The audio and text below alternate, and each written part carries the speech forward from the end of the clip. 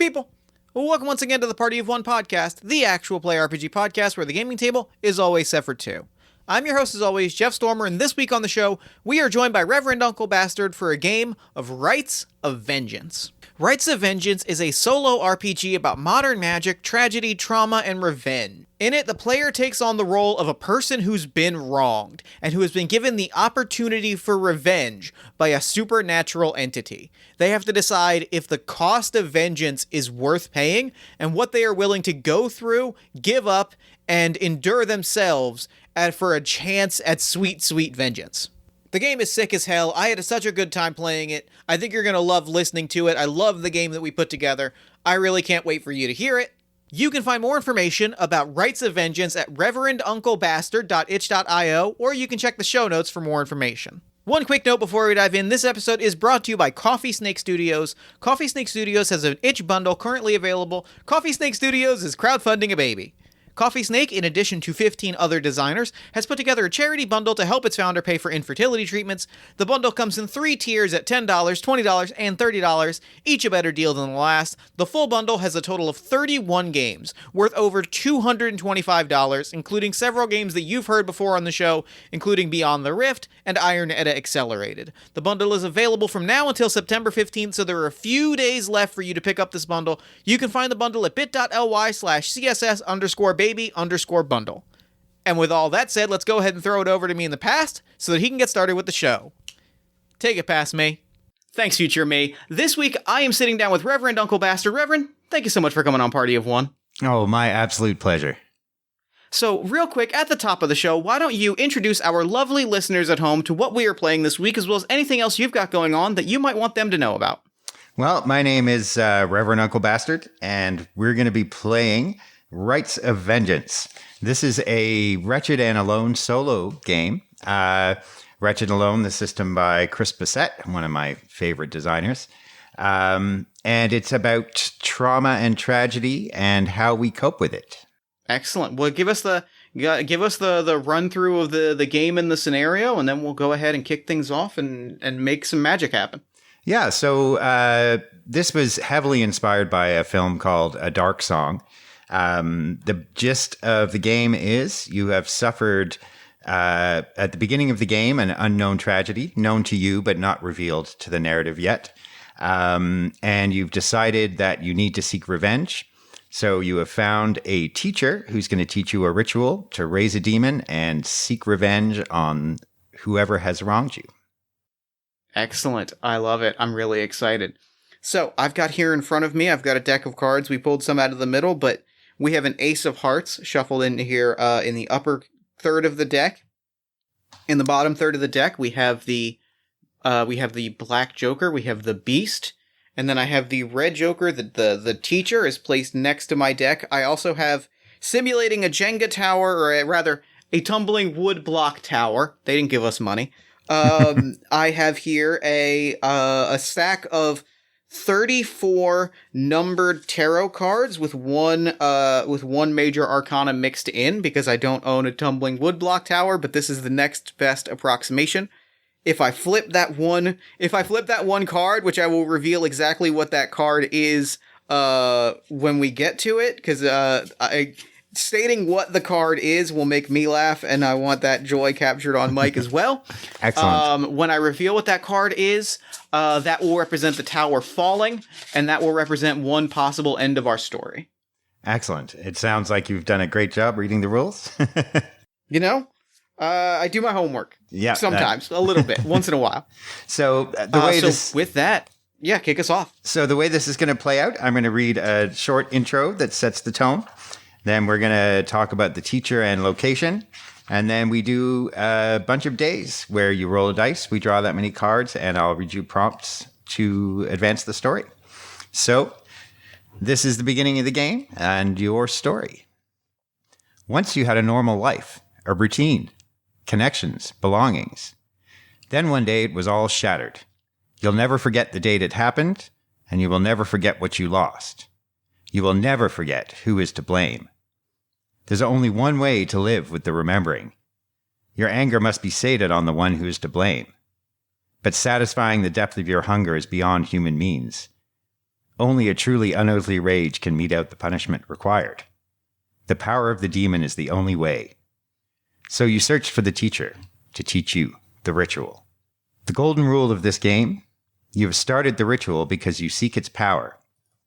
If the costs you must pay or the ways it wants to change you range outside your comfort levels, you can decide at any time beyond this point to abandon the ritual. You can simply stop the game, we'll turn to abandon the ritual, and we will conclude the game that way. So if at any point you're feeling like the demon is asking too much, we will abandon the ritual. I'd like to do that right now. I feel like, you know what, I'm good. I've been presented with this. I'm actually good. I'm actually good. Yeah. All right. Yeah. Let's kick things off. All right. Let's. Do we need to meet our teacher, or just kick off the story by drawing some cards? Let's do a brief meet of the teacher. So Okay. Who is it that you found to teach you the ritual? The teacher are they someone that I know? How are we connected? Do I know them well? I like the idea that researching the teacher, like, it was not someone that I know, and I caught wind of this. It was like kind of a complicated mystery to get here. There was a whole sort of a story that involved me getting to this point. And when I got to this point, the teacher is... It's hard to explain, kind of no one.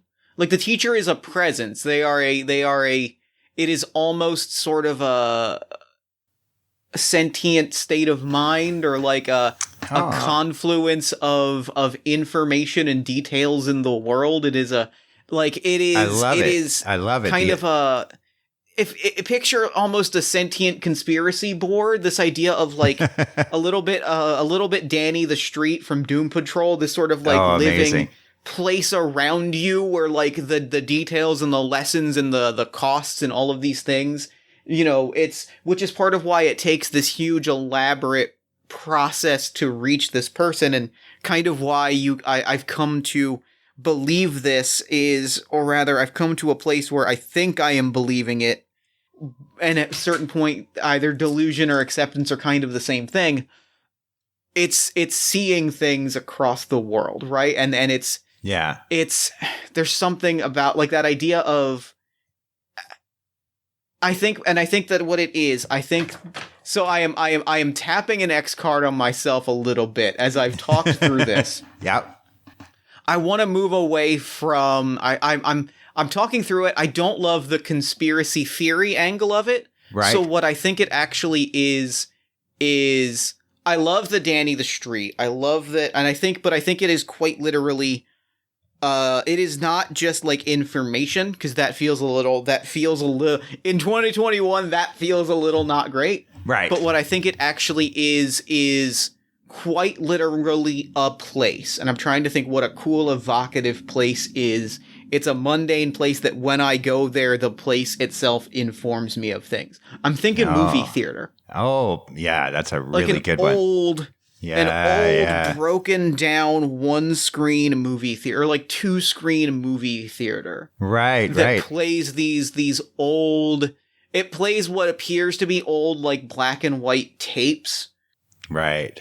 If there are two people in the theater, it's just a random showing of The Last Picture Show or something like that. It's just like a random film. Right. But if you're alone and you are desperate, then the figures on screen can offer you things. Oh, I love it. I never in a million years would have come up with that myself.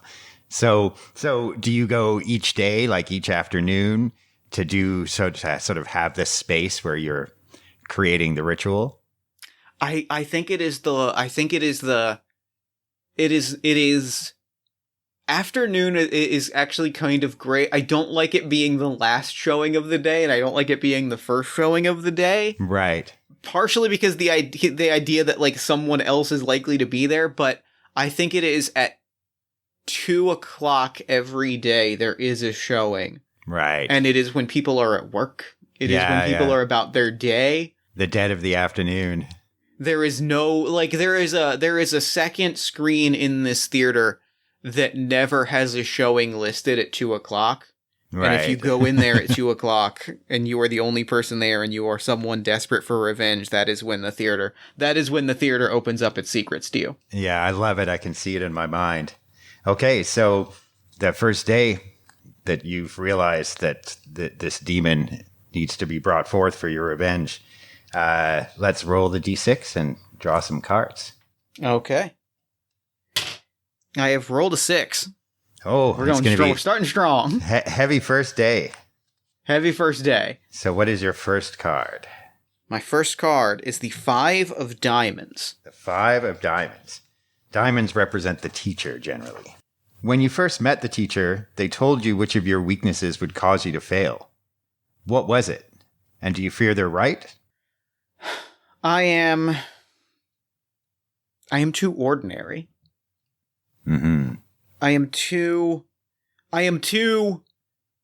eager to be part of the system. I am too eager to. I am unremarkable. Uh-huh. I'm unwilling to stop being just a face in the crowd, being just a random. There is a comfort in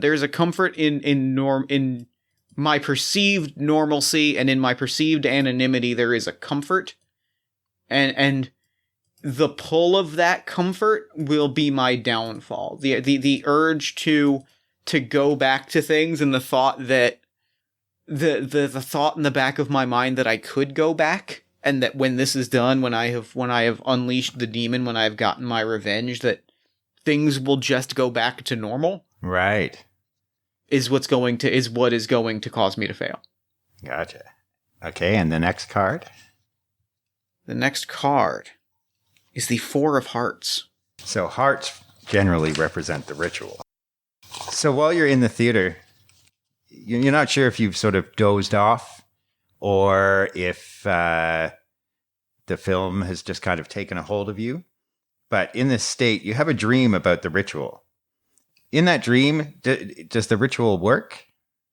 And if it doesn't, what happens? It does. It does work. The dream is that I am watching the film. I'm the only one in this theater. I'm watching the film, and suddenly I am on screen, and I'm looking at myself on screen, and then suddenly I am watching not from my seat, but from the projection booth. And the three of me look at each other, and the reel starts spinning faster and faster and starts to smoke and catches fire, and the theater itself burns to the ground, and when there is only dust, I am standing and I am changed. I am ready. I am prepared to do what must be done.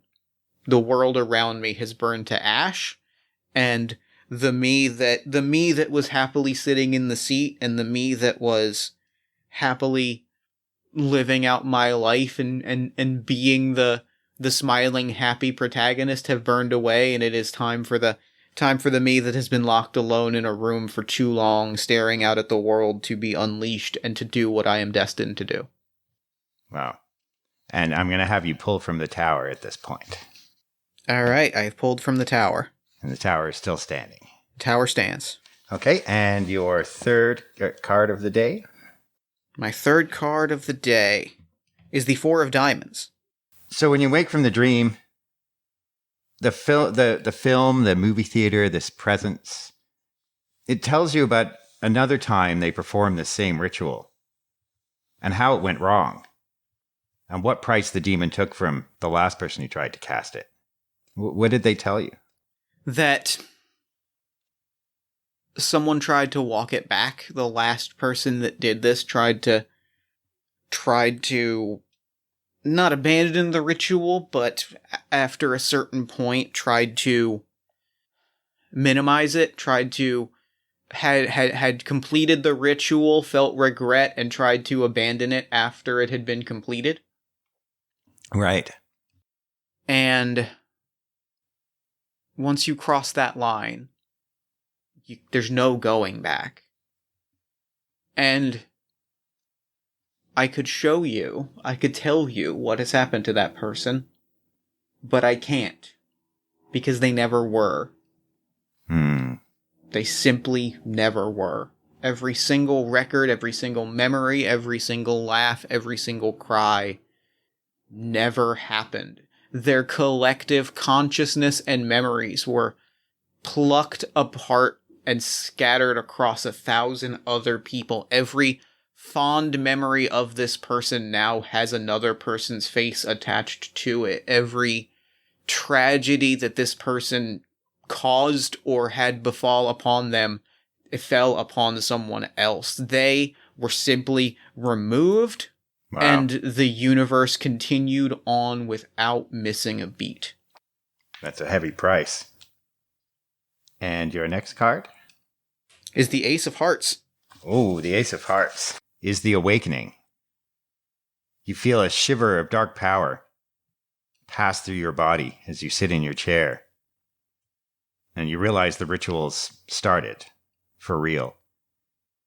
This awakening, it manifests on your body somehow. What exactly, what happens? How does this show up on your body, the ritual, and how does it feel? I feel lighter is not the word, but at times I feel almost what I've in the past imagined I feel almost incorporeal, like I feel air going I feel air blowing through me. Right.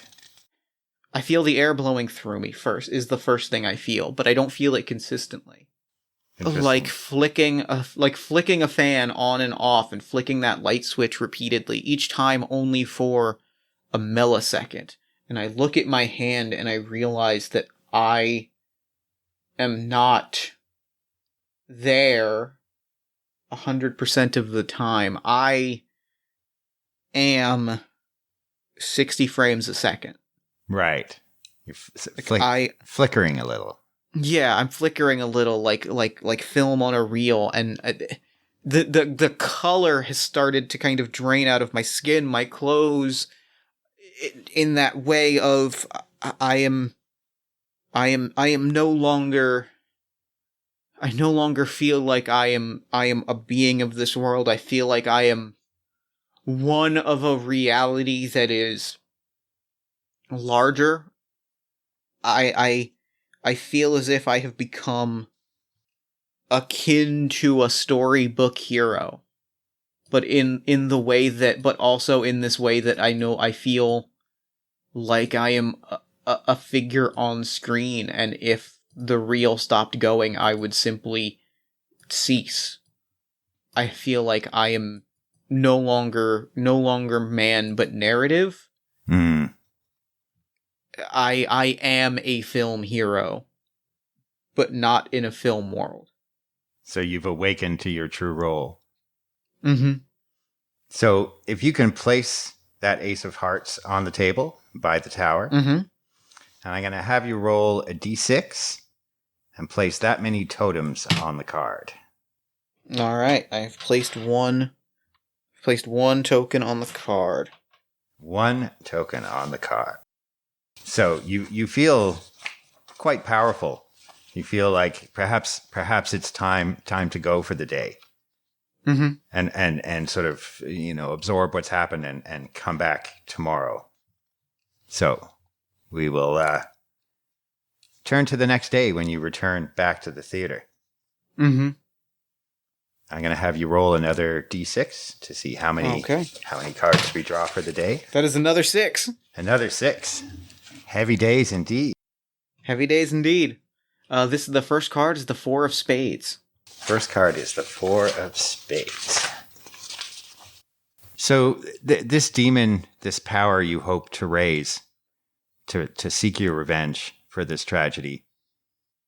What does it have a domain? Is its power tied to something like an element or a particular emotion or state of mind? It is tied to resolution or closure. it is, but also it is tied to at once resolution and deception. Those are the domains of the demon. It is tied to the idea, an ending in a world where nothing ever ends, both in the sense of it has the power to provide definitive endings, and also the deceptive belief that you can find endings in this life, in this world, in any life. So that is the lie that gives it power, and the power that it has is that it can make that lie true. Okay, and your second card? Our second card is the Queen of Clubs. So clubs generally represent the tragedy that you're seeking revenge for. So sitting in the theater and thinking about closure and the lie of endings, you think back to the day before the tragedy happened that started all of this. What were you doing before it happened? And as you look back, could you have seen the tragedy coming? Is there something you could have done to avoid it? And if you went back, what would you do differently? I was at work at the theater. This was my job once. This was where I worked. As for what I could do differently, boss always told me to actually put my head in the game and to take things seriously and to work on this. This was supposed to be mine one day.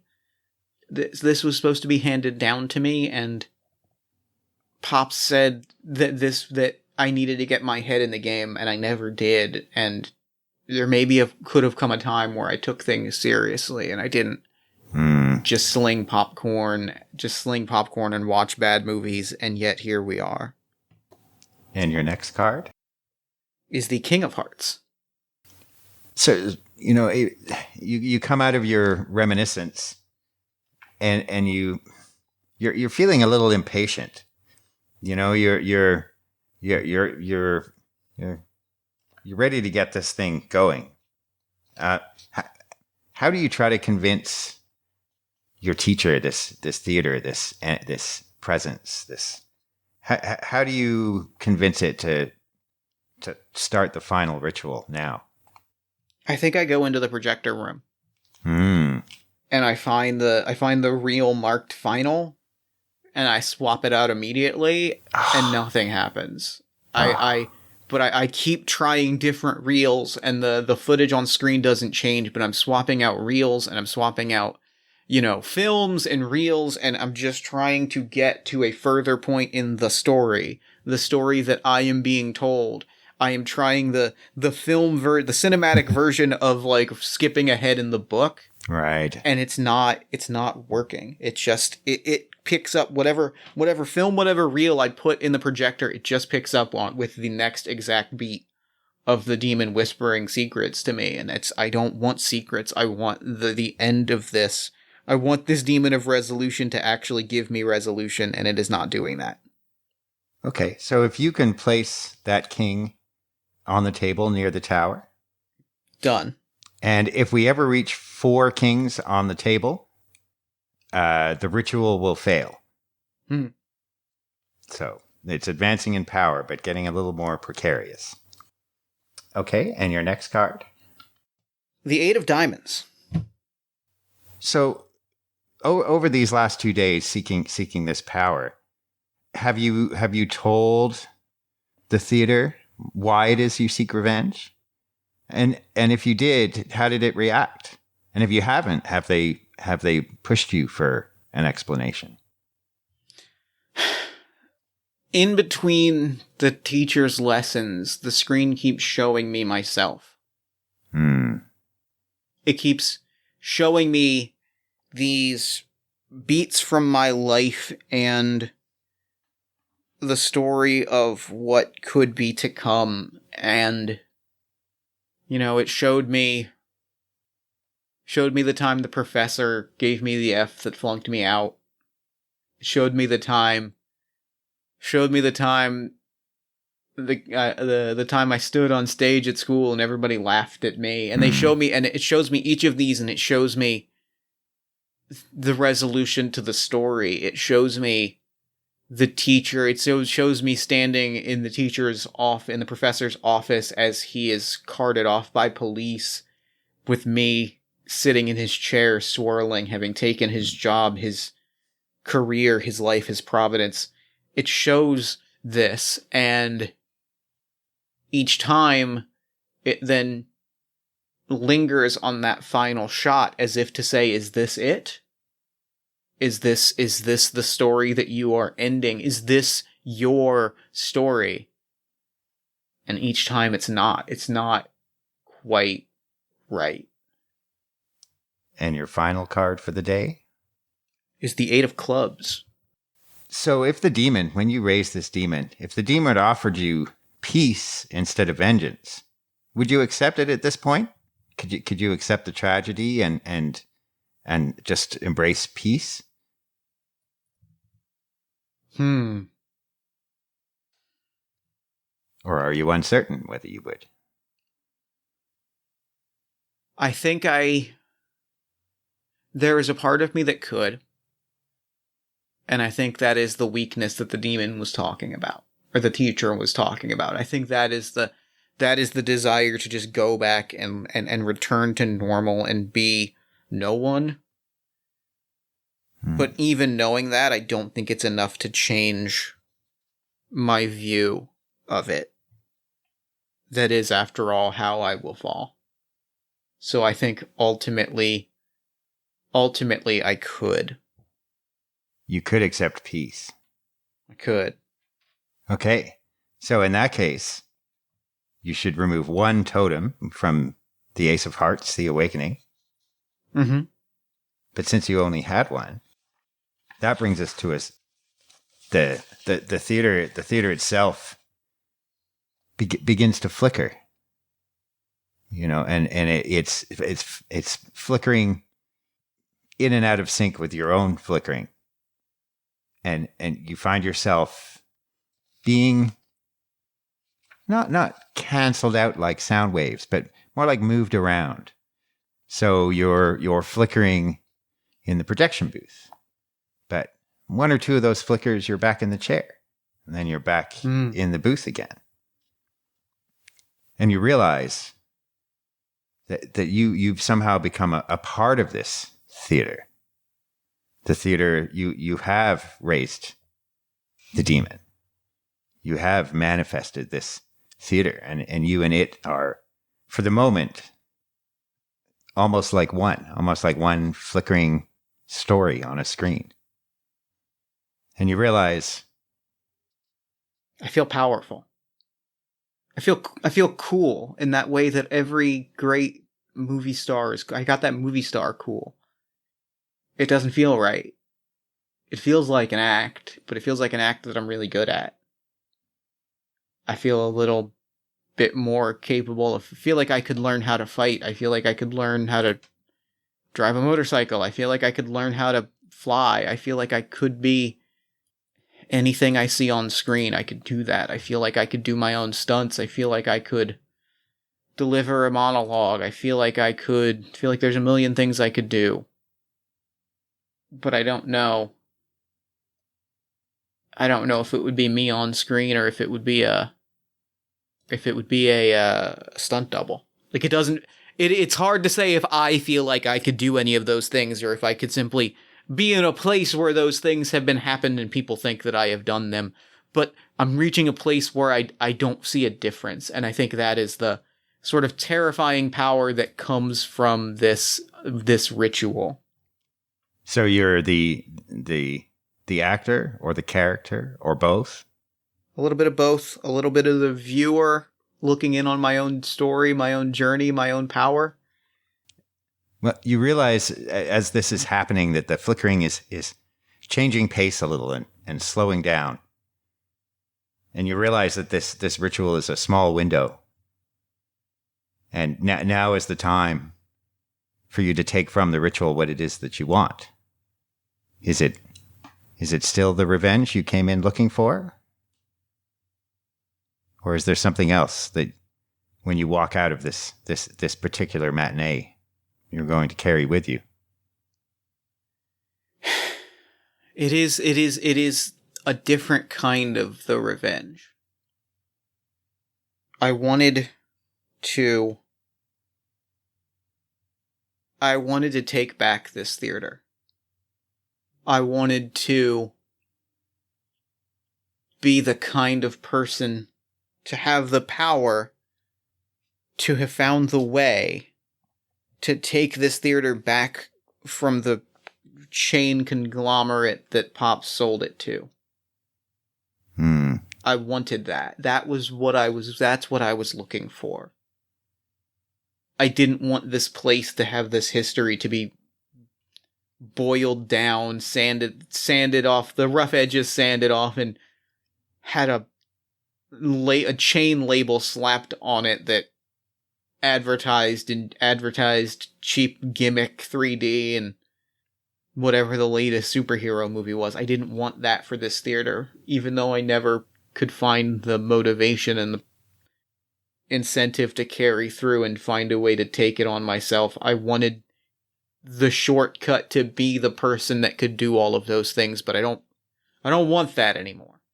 I don't want that. That's not what the me that is on screen wants. That's not what the me that is. So do you completing this ritual is after. So do you wish for someone to keep it as it is, but that someone isn't you? I want to burn it to the ground. I want to end the story of this theater. I want to give this theater an ending. I see now in the world the ability to create an ending. I want to give this theater its ending, and its ending isn't being boiled into nothing. Its ending is to go out in glorious fire, and I can give it that. Its ending is to burn among the things that it belongs with. I can give it that, and furthermore, I think I can give it that and walk away happy, and walk away fulfilled, knowing that I ended the story, knowing that the story has a happy ending, that the bad guys didn't win, the corporate suits didn't take things home. I can give it that. So as you're imagining this ending for the theater, the flickering from the projection booth changes and becomes more like a flickering flame. And you realize that the flickering of the theater and your own flickering are now very out of sync. You feel as if your flickering is slowing down. You're turning more into a slideshow where, you're there and then you've moved and you're in a new position. And the theater, the flickering of the theater becomes the flickering of flames. And you can smell the smoke rising from under the seats. Do you stand in the flames? Do you go with the theater? Are you going to step outside? I think about doing a lot of things. I think about standing. I think about standing. I think about going out with the theater. I think about stopping it. There's a moment where I think about abandoning things and going back, and I think about the teacher's words, and I know that that's not an option. And also, I didn't know an hour ago. I didn't know when the ritual started, but I know now that if I go, it's not the theater's story. I can't go. I part of me wants to, but I know I can't. And also I know that this isn't my story, it's the theater's story, and I have to... My story is continuing. The story of this character that I have become is continuing. So I do the only thing that the me that I see on screen, the me that I've been watching for days, whisper secrets in my ear. Only now am I starting to realize that it was me on screen saying these things, that the teacher wasn't just a character in a film, it was me as that character in that film. And I'm starting to realize why all of those characters looked so familiar, and it's because they weren't the characters, they weren't the actors that had been cast in those roles, those famous iconic roles. Every single one of them was me as that actor, as that character, and I'm doing the only thing that the me that I've watched on screen can do. And do you know what happens when a building burns down on screen? What happens when a building burns down on screen? I walk away and I don't look back. Yeah, that's exactly it. And what's terrifying is that doesn't stop it.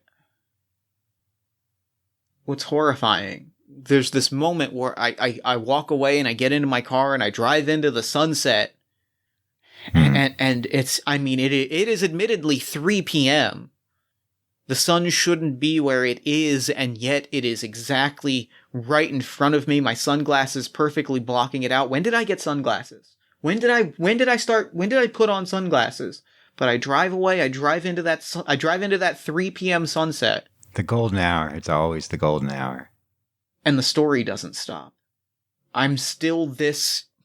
Why hasn't the ritual ended? Why hasn't any of this stopped? Why am I still driving? Why do I still feel like the camera is on me? I ended the story of this theater. Why is the world not fading to credits around me? Wow. I think that's a great place to end it. I think it is. Wow, that was amazing. That was cool. That was cool as shit. Yeah, that went to so many unexpected places. I love it. Now, can we do something? I know that I'm noticing that we're at 40 minutes and we could just end now. Yeah. But I kind of want to do something a little weird. Oh yeah. I love weird. Love weird. Can we clue this? Can we just pick one of the other endings and see what else could have happened? Oh, absolutely. We don't have to do all of them, but what's your favorite of the endings? What's the other thing that we should do right now? Well, so that's the thing. I know exactly what we're going to do. So all right. When you had that decision to make about whether you could accept peace or not accept peace, if you insisted upon revenge, the ritual would not have ended. We would have actually gone to the teacher is gone.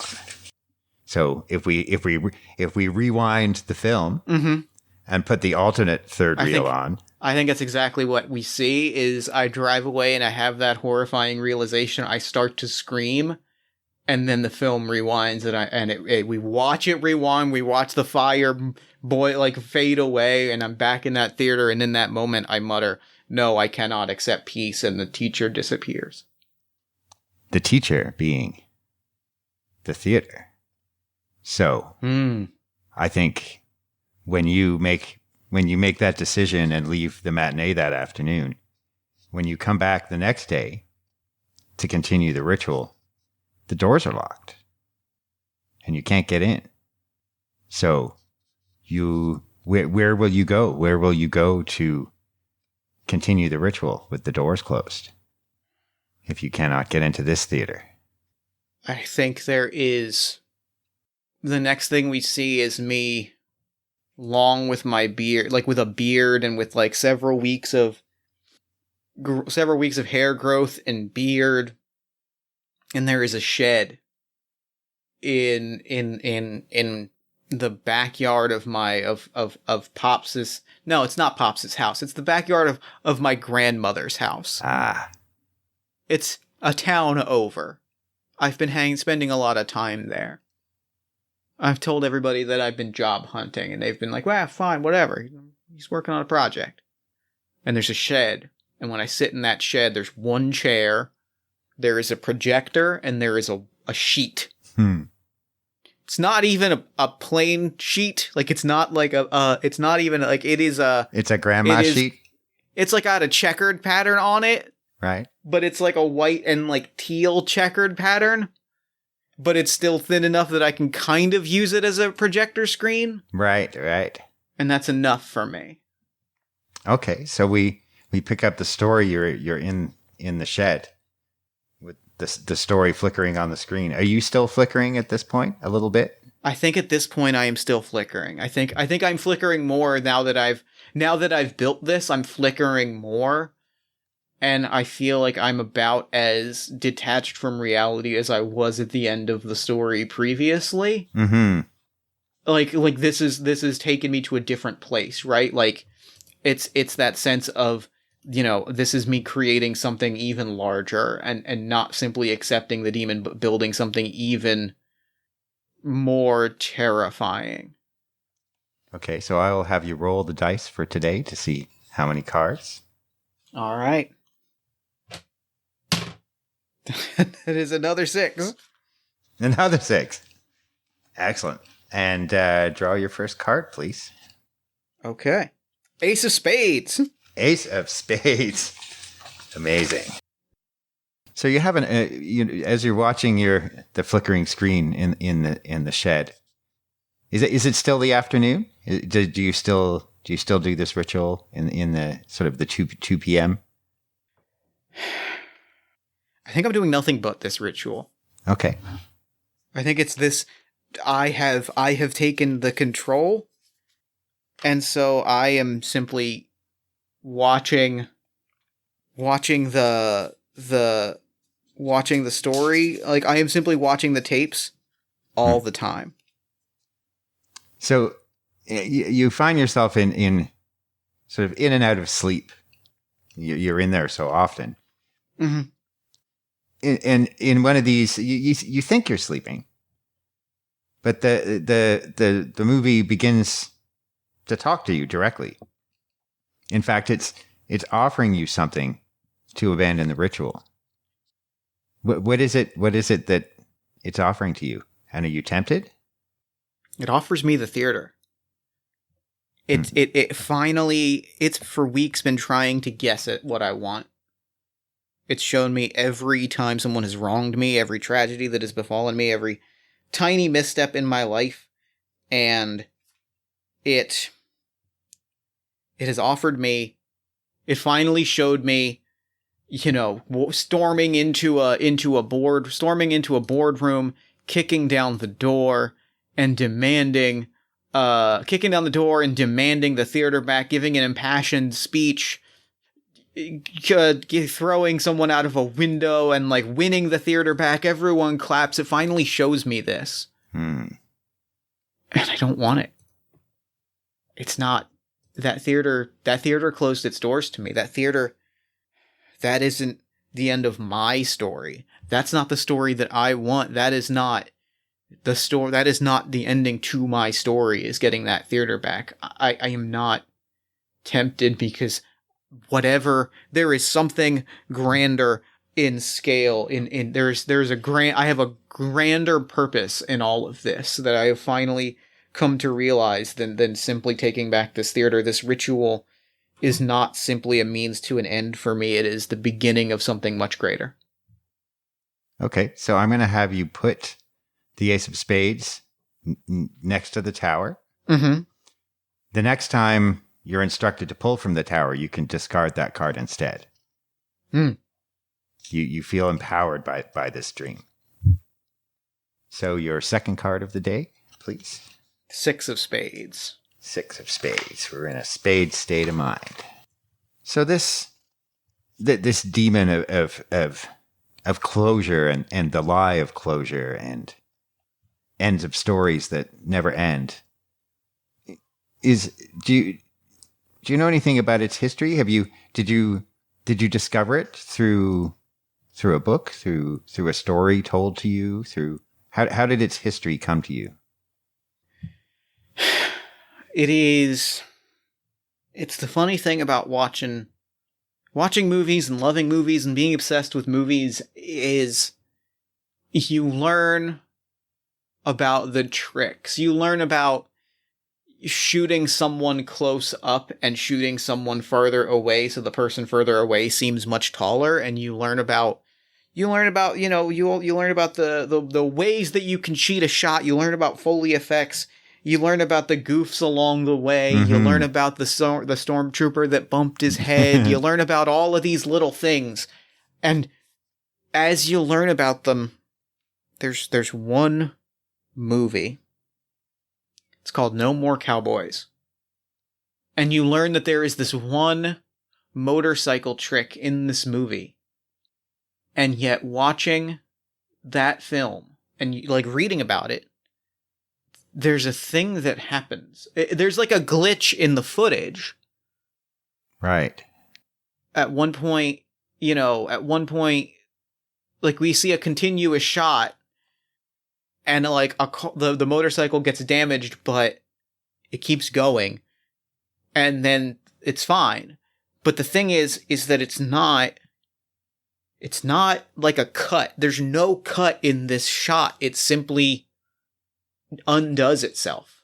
It simply fixes itself, and it's very weird. And you spend time doing research. No one has talked about this one trick of the camera, and so you start researching that, and suddenly it's this one little tiny insignificant film moment that shouldn't be.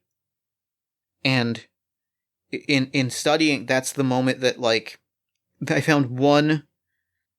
It wasn't even a blog. It was a newspaper from early in the days of film that talked about a silent film in which you see a chef take a slice of pie twice. It's nothing. It's like a tiny little moment, but like takes the same piece of pie twice in the same shot, and it's inexplicable. And it seems reading about that and seeing this motorcycle trick, it felt like there was something. And as I studied that, I found more of these moments that just the story didn't add up, but something bridged the piece together in order to make it flow and in order to bring it to a conclusion. And it seems like that has been going on for millennia. Just a flicker. Seems like that has been a flicker here and there. The little flicker to correct a mistake has been going on for as long as we've been telling stories. But once you find the first time it happens, you start to find the others, and that brought me here to this shed. To the shed. I'm going to have you pull from the tower, but you may discard your previous Ace of Spades instead. I will do this. I will discard this Ace of Spades. Now, because you're the teacher, the movie theater has closed itself off to you. You actually have to pull from the tower again. Okay. And this one you can't avoid. I've pulled from the tower. Tower is still standing. Tower stands. So let's have your third card of the day, please. The Four of Clubs. So is there anyone in particular you blame for leading you to this place? There's a few people. There's two. There's two people. There's Pops. Could have given me the theater. Coulda. I wasn't great, but the theater wasn't exactly swimming in business to begin with. It could have just been a place where we showed weird mood movies. He could have just done that. And as I'm thinking about this, I pull out a business card that has been in my wallet. Rich O'Banion. Rich O'Banion, Empire Theater Chains. Regional representative. Could have just not. Could have picked anywhere in town to build his little snot-nosed, lowest common denominator, trough to the masses. Picked my theater. Walked in one day, said he had a meeting with Pops, went to the back. Could have just not come in that day. Would have been fine. Would have been great. They are the people that I blame for this. They are the people that I feel have wronged me specifically. Okay, and your next card? Is the Joker. The Joker. The Black Joker? The Black Joker. The demon. So you draw the card.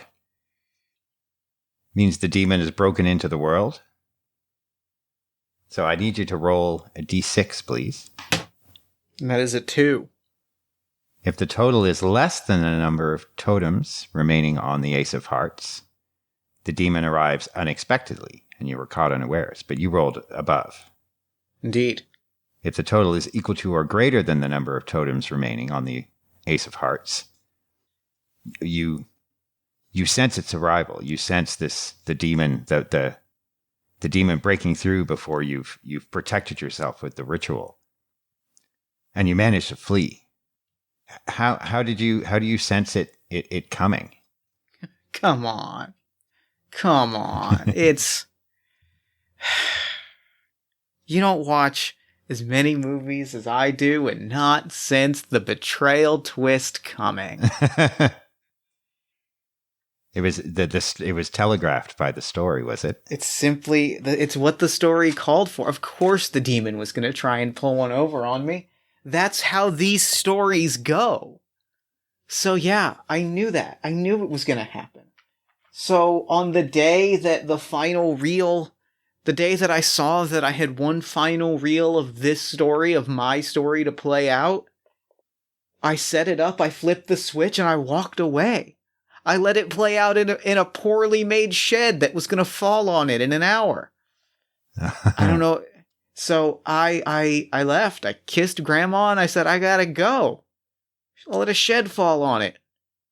You can't outsmart me. I know how stories go. So where do you go? Where do you go as you walk away with the final reel playing? I get into my car. I don't remember my car being this cool. Put on my sunglasses. I remember buying sunglasses. And I drive away into the sunset. It's 3 p.m. That's weird. And I drive away. And I pass a movie poster. And I look at it and I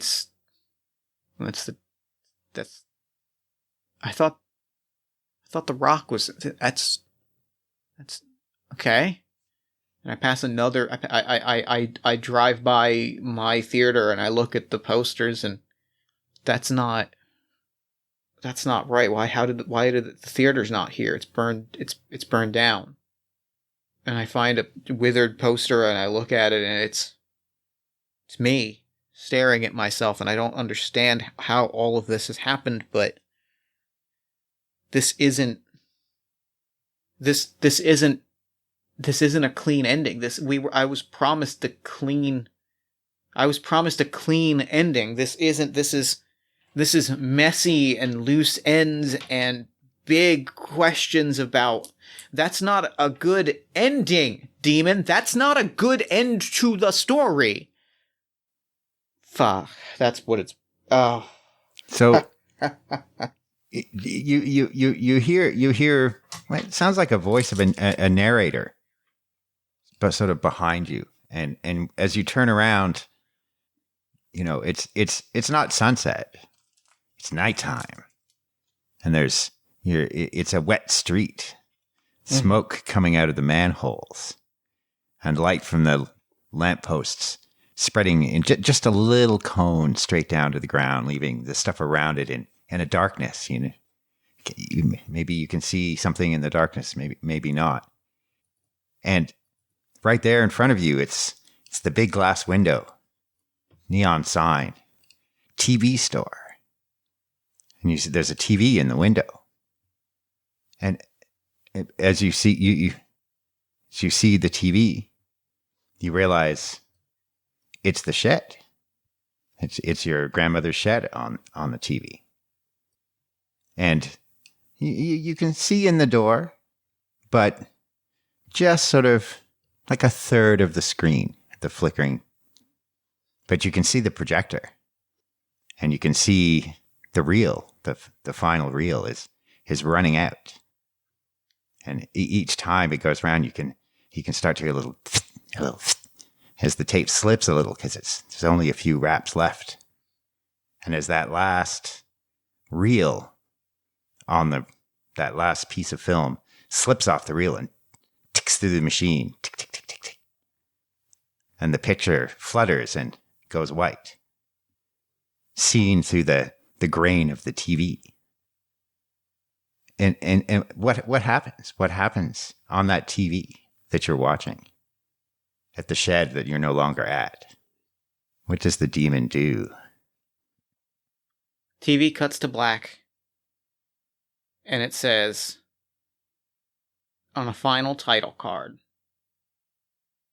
"Now get back in your car and drive off into the night so we can end this."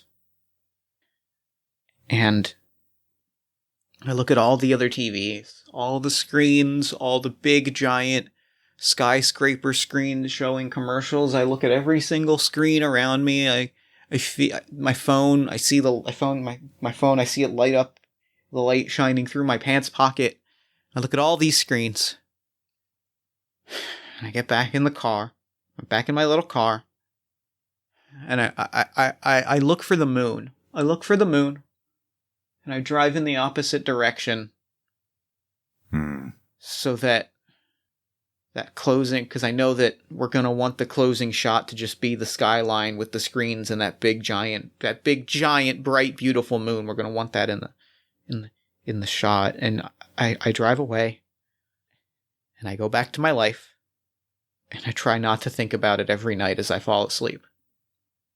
And we cut to black and cut to credits, and that's double game. That's double game. Wow, that was amazing. Double game. That was cool. I'm glad that we did that twice. That was dope. Yeah, it was amazing when you had the rewind idea, because you were at that pivotal moment where it could have gone either way.